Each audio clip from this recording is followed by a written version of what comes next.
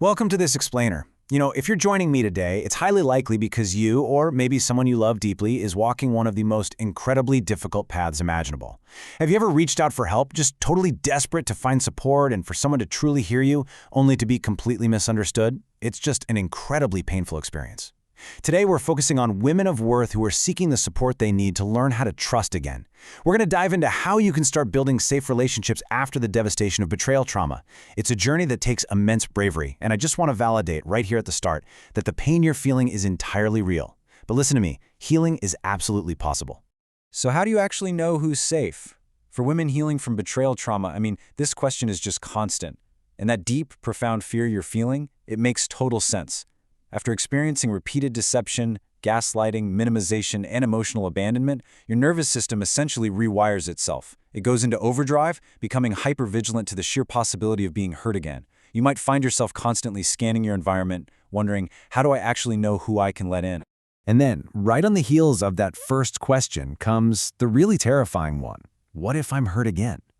You desperately want connection and support. We all need that, right?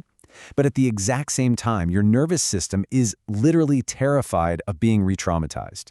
The very thought of becoming vulnerable can feel completely overwhelming. It's this incredibly painful paradox, where the thing you need the most is the exact thing that feels the most dangerous. Which, naturally, leads to second-guessing your own judgment. You start asking, how do I even trust myself? And how do I know when God is leading me to the right people? These questions, they just weigh so incredibly heavy on your heart and your mind. But I want to empower you right out of the gate with an answer that is simple yet deeply freeing. You do not need to trust all at once. Let me say that again because it's a real game changer. You do not need to trust all at once. You are completely released from the pressure of immediate vulnerability. You only need the courage to take just one thoughtful step at a time. Okay, let's dive into this and look at why taking it one step at a time is so absolutely vital. Betrayal trauma deeply impacts far more than just your fleeting emotions. It fundamentally affects the whole shebang, your body, your mind, and your spirit. It carries this heavy, often invisible toll that completely reshapes how you interact with the world around you. We're talking about heavy, hidden costs here. Women going through this often experience severe hypervigilance and anxiety. There's profound isolation and a really deep fear of vulnerability. You might find it hard to make even the simplest decisions, and you're battling shame, self-doubt, a total loss of confidence, and even deep spiritual confusion. After being hurt by the very people who were supposed to be your safe harbor, questioning whether anyone can truly be trusted is a completely normal response. It's literally just your body's protective mechanism at work. So where do we go from here? We've got to pivot to a core principle of healing. Healing does not mean you have to abandon your caution. In fact, it's the opposite. Healing requires learning how to become both wise and courageous by demanding safety before you ever extend trust. Safety absolutely has to come first.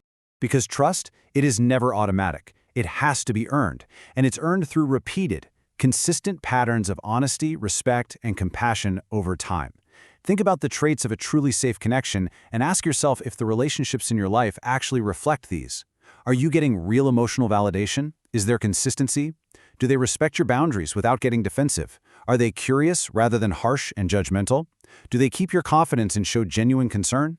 Only when that solid foundation of safety is there can trust really begin to take root. To figure out if someone actually has those safe characteristics, the Worth program introduces this brilliant concept called weather checking.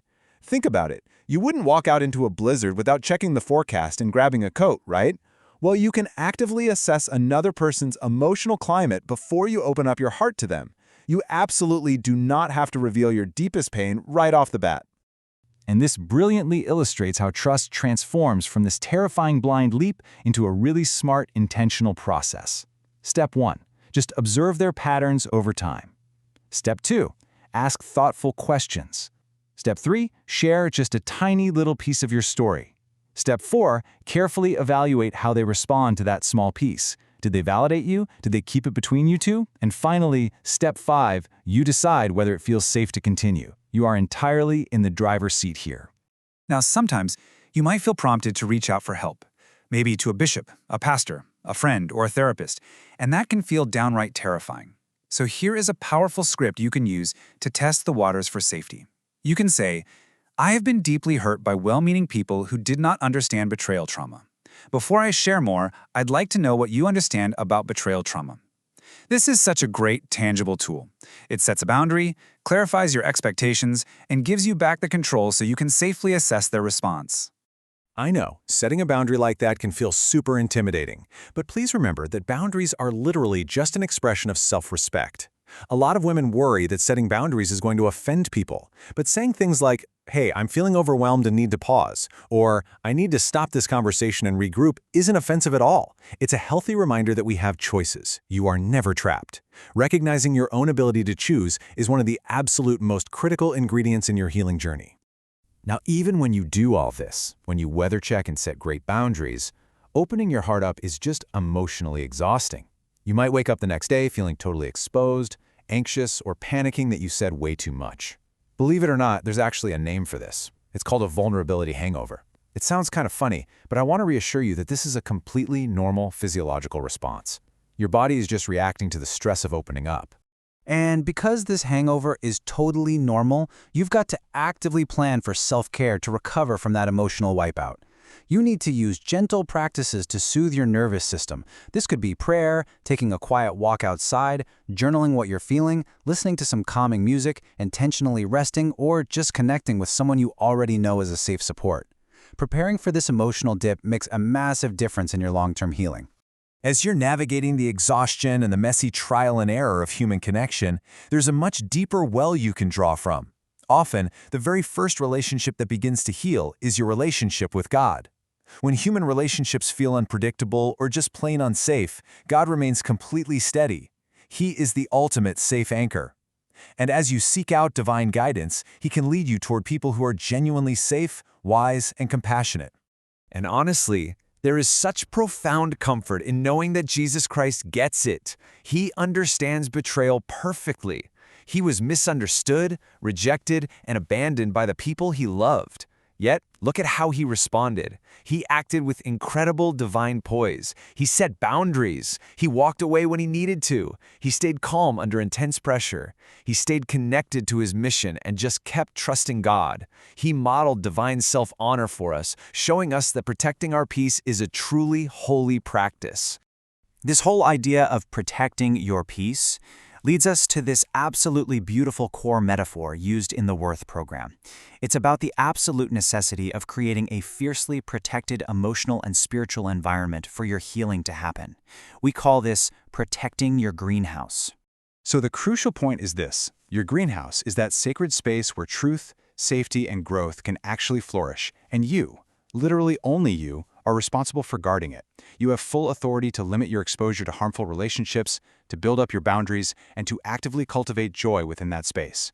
When your greenhouse is fiercely protected, true healing finally becomes possible. Building up that greenhouse and learning to trust again, it doesn't happen overnight. It develops slowly. And I really want to remind you that the goal here is absolutely not to become fearless right away. The goal is to become discerning at your very own pace. Trusting again isn't about just ignoring your painful past. It's about moving forward with a whole lot more wisdom. I really want you to let this affirmation sink in.